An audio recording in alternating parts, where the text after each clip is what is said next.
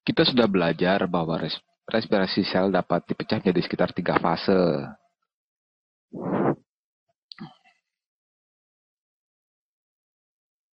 Selur respirasi sel. Yang pertama adalah glikolisis yang secara harafiah berarti memecah glukosa.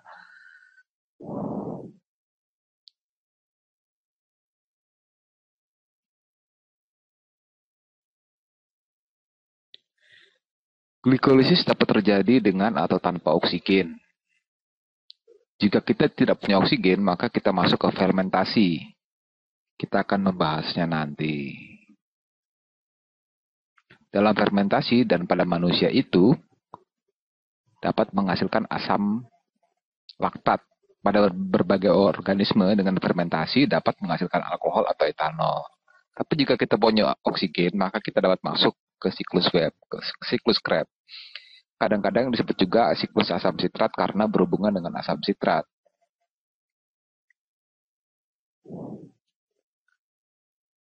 Asam sitrat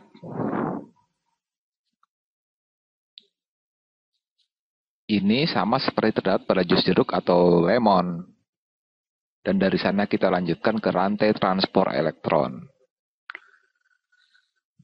Dan kita pelajari dalam video pertama tentang respirasi sel, bahwa ini adalah tempat sebagian besar ATP diproduksi, meskipun menggunakan bahan baku yang keluar dari fase di sini.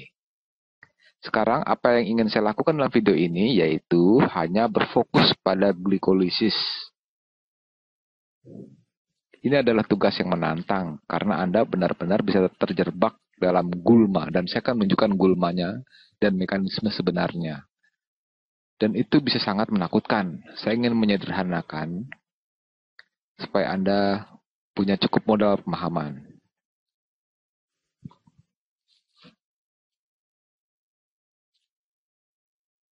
Jadi glikolisis atau sesungguhnya respirasi sel dimulai dengan glukosa. Dan glukosa kita tahu rumus kimianya yaitu C6H12O6. Saya hanya akan memfokuskan pada backbone karbonnya. Jadi ini adalah cincin. Cincinnya. Saya akan menggambarkan 6 karbon berturut-turut. Sekarang ada 2 fase penting dari glikolisis yang perlu diketahui. Satu saya sebut fase investasi. Pada fase investasi, benar-benar menggunakan 2 ATP. Jadi, Anda tahu, seluruh tujuan respirasi sel adalah untuk menghasilkan ATP.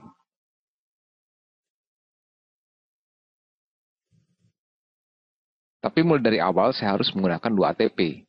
Saya gunakan 2 ATP dan saya akan membelah glukosa menjadi 2-3 senyawa karbon di sini. Yang sebenarnya juga memiliki kelompok fosfat. Kelompok fosfat yang berasal dari ATP. Mereka juga punya kelompok fosfat yang umumnya disebut, ada banyak nama untuk itu. Kadang-kadang disebut pegal, fosfogliseraldehida. Ini tidak begitu penting untuk diketahui. Yang harus Anda tahu dalam fase pertama ini digunakan 2 ATP. Fosfogliseraldehida. Ya.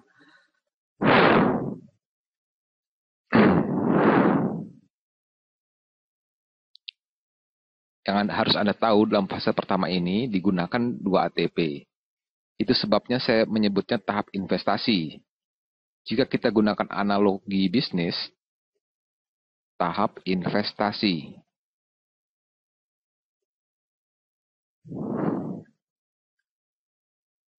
Dan kemudian masing-masing dari molekul pegal itu dapat masuk ke tahap panen. Dalam tahap panen, masing-masing pegal ini berubah menjadi pirufat, yang merupakan 3 karbon lain tapi disusun ulang. Pirufat.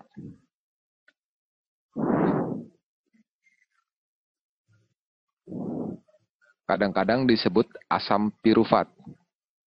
Sama saja.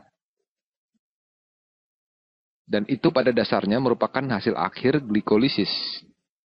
Jadi Anda memulai dengan glukosa dalam tahap investasi dan berakhir dalam fosfogliseraldehida yang pada dasarnya merupakan hasil pembelahan glukosa dan mendapatkan fosfat di kedua ujungnya. Dan kemudian masing-masing secara terpisah masuk ke fase panen. Hasil akhirnya didapatkan 2 molekul pirufat untuk setiap molekul glukosa yang Anda mulai. Sekarang Anda bilang ada fase panen. Apa panen kita? Nah, panen kita saya tuliskan di sini. Fase panen.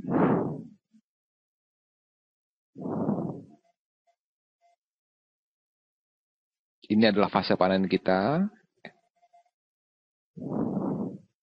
Ini fase panen kita di sini.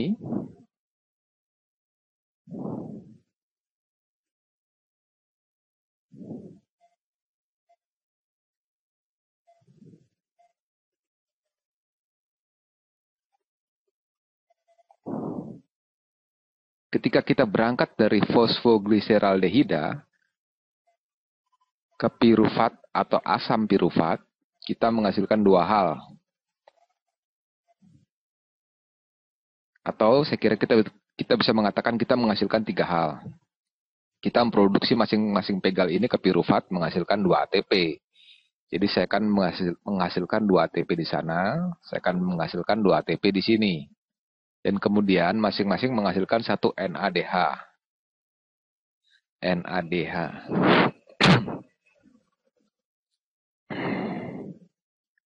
Dan tentu saja mereka tidak menghasilkan seluruh molekul dalam ruang hampa.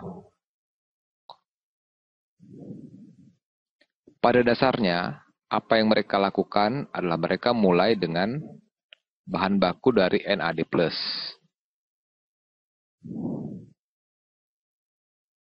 Dan menguranginya dengan menambahkan oksigen. Ingat, pada beberapa video sebelumnya bahwa Anda bisa memandang reduksi sebagai mendapatkan hidrogen. Jadi, NAD tereduksi menjadi NADH. Setelah itu, NADH digunakan pada rantai transport elektron untuk menghasilkan ATP. Jadi, hasil yang kita dapat, bila saya tulis reaksi yang kita dapatkan untuk glikolisis, yaitu dimulai dengan glukosa,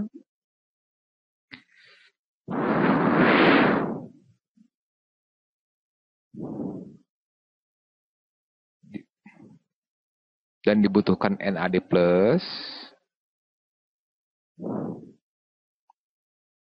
untuk setiap mol glukosa dibutuhkan 2 NAD+. Juga dibutuhkan 2 ATP. Jadi saya tuliskan semua bahan yang kita perlukan untuk permulaan.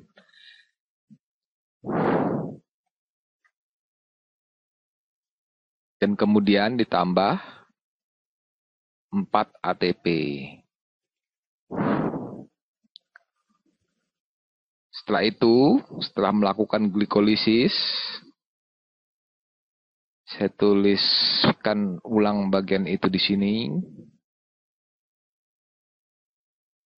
4 ADP.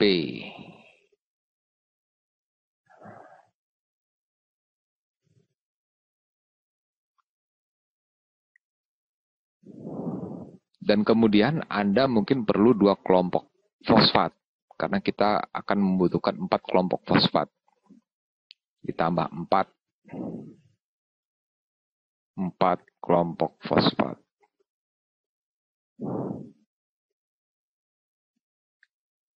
Setelah melakukan glikolisis, didapatkan 2 pirufat dan 2 NADH.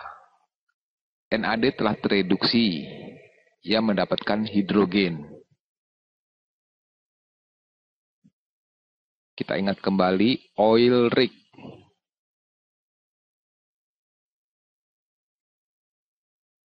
Reduksi adalah mendapatkan elektron.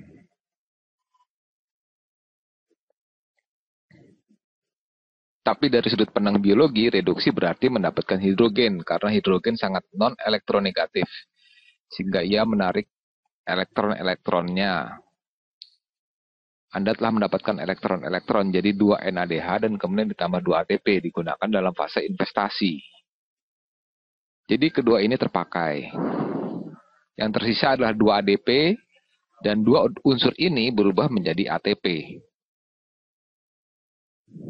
Jadi ditambah 4 ATP,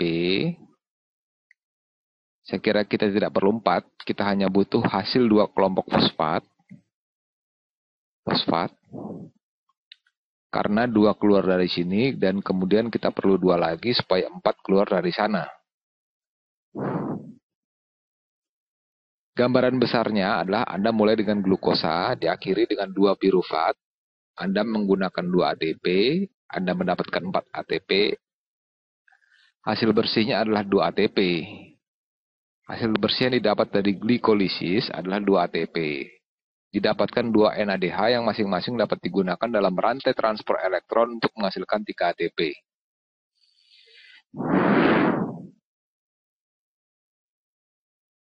Didapatkan 2 NADH dan 2 pirufat yang akan direkayasa kembali menjadi asetil-CoA yang akan menjadi bahan baku untuk siklus Krebs.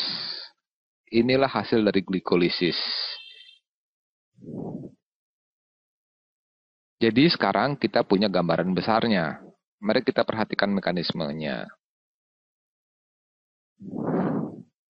Karena ini adalah sedikit lebih menakutkan bila Anda melihatnya di sini.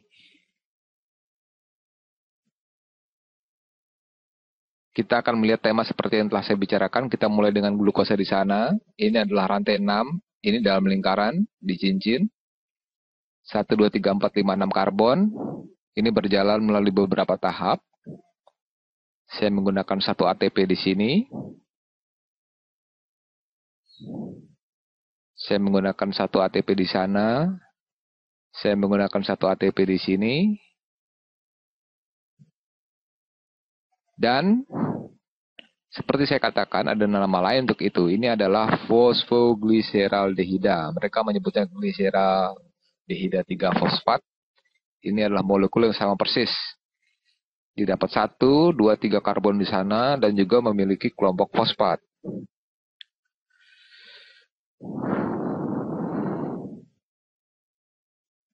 Kelompok fosfat melekat pada oksigen. Untuk penyederhanaan, saya gambarkan kelompok fosfat seperti itu. Dan saya tunjukkan di sini. Ini adalah fosfogliseraldehida. Ini adalah struktur yang sebenarnya. Tapi saya rasa ketika Anda lihat struktur ini, akan mudah untuk kehilangan gambaran besarnya. Dan ada 2 ini. Dikatakan bahwa Anda dapat bolak-balik dengan ini, dengan jenis lain dari isomer ini. Tapi yang penting adalah Anda punya 2 senyawa ini. Senyawa yang sekarang ada 3 senyawa karbon. Glukosa telah terbelah dan sekarang kita siap masuk fase panen. Ingat, ada 2 senyawa di sini.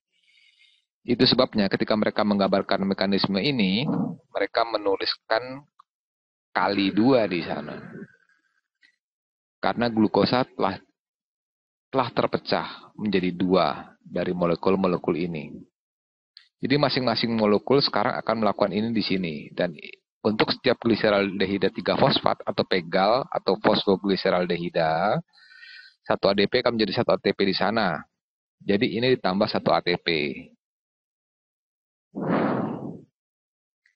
Dalam perjalanan untuk pirufat, saat menuju pirufat, didapati lagi plus 1 ATP.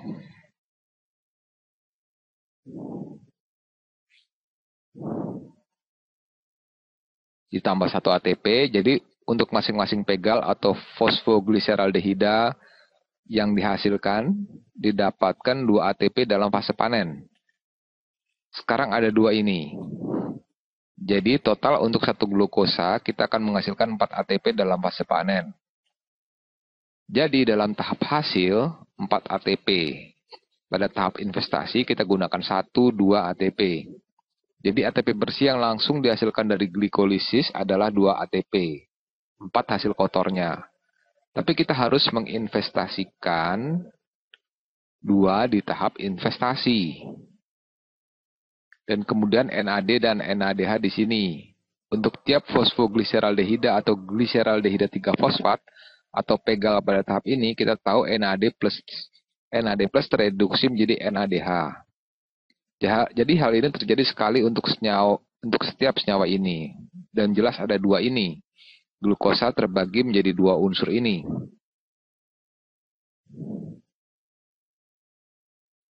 Jadi, 2 NADH akan diproduksi. Dan nantinya ini akan digunakan dalam rantai transport elektron untuk masing-masing menghasilkan 3 ATP. Dan akhirnya yang tersisa pirufat.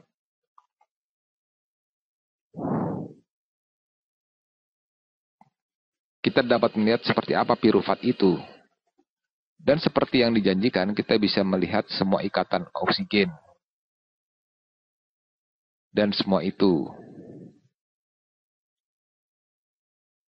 adalah struktur 3 karbon, memiliki backbone 3 karbon. Jadi hasil akhirnya adalah bahwa karbon yang didapat dari pembelahan glukosa mengalami oksidasi. Kehilangan beberapa hidrogen. Seperti yang Anda lihat, hanya ada 3 hidrogen di sini. Kita memulai dengan 12 hidrogen dalam glukosa, dan sekarang ia memiliki karbon yang mengikat oksigen lebih kuat. Elektron-elektronnya ditarik oleh oksigen, maka karbon telah teroksidasi dalam proses ini. Akan ada lebih banyak oksidasi.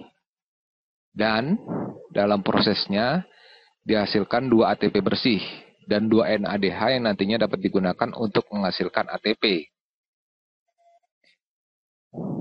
Semoga video ini dapat membantu Anda.